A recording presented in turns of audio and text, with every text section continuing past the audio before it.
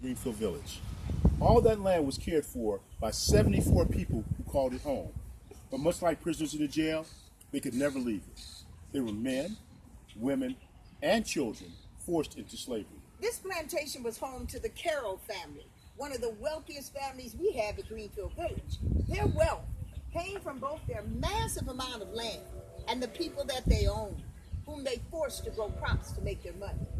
What we want to focus on today is the strength and ingenuity that it took these Americans, these enslaved Americans, to find a way to make it through the oppression that they faced on plantations like these. The slaves on this plantation, like plantations all across the country, found many ways to cope with the situation that they faced. They turned to religion.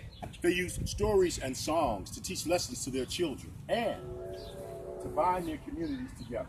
And they tried to keep alive some of the African culture of their ancestors, and by doing that, they created a whole new American culture for themselves. Today, we're going to learn what it was like to be a slave by listening to some of the words they left behind. Slaves did not leave many records behind about their lives. Most could neither read or write, so they passed down their memories by word of mouth. But in the 1930s, the Federal Works Progress Administration, the WPA, sent scores of writers all over the country to interview those remaining people who had actually lived through the experience of slavery.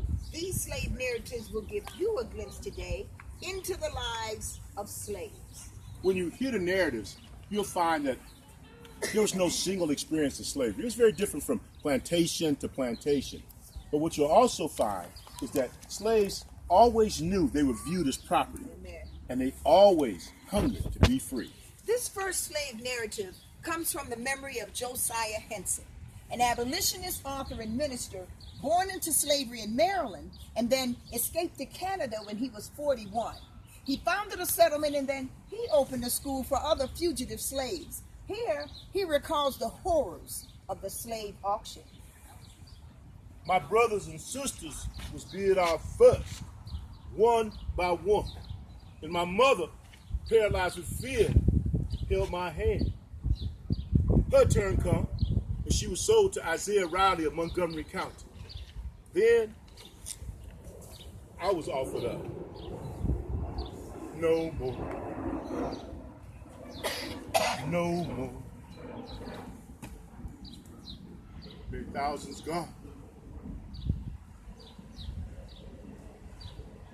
My mother, distracted by the thought of departing forever from all her children, pushed her way through the crowd.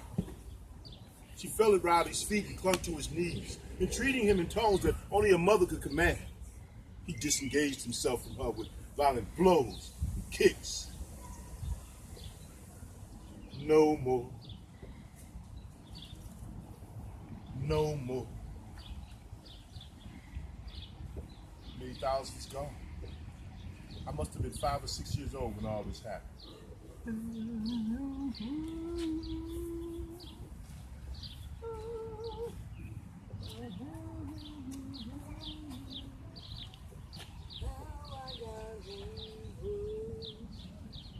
This next remembrance is attributed to Nancy Williams of Virginia. Never knew who old master done sold. I remember one morning, old white man rolled up in a buggy. He stopped by a gal named Lucy working in the yard.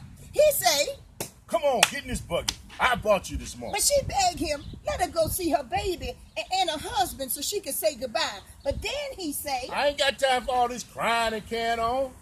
Come on, get in this buggy." I started crying myself. I was so scared he was going to take me too. After that, when one of Aunt Sissy's children died later, she ran up to the master and she yelled in his face, "Praise God, my child is gone to Jesus.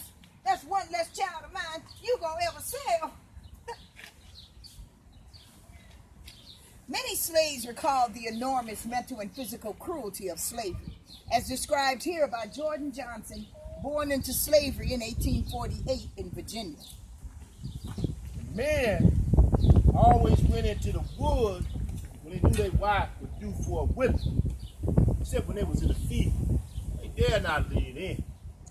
Now, Charlie Jones was one of the slaves that worked in the same field with his wife Annie.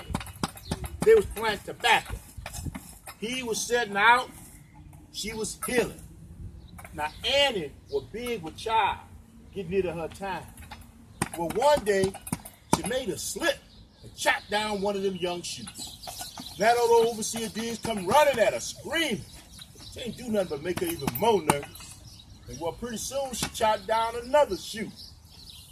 That old overseer raised up that rawhide and he beat her across the back and shoulders till she fell to the ground. Charlie stood there, looking at the sky, dare not to say anything, dare not to even look. Over. I look back and wonder how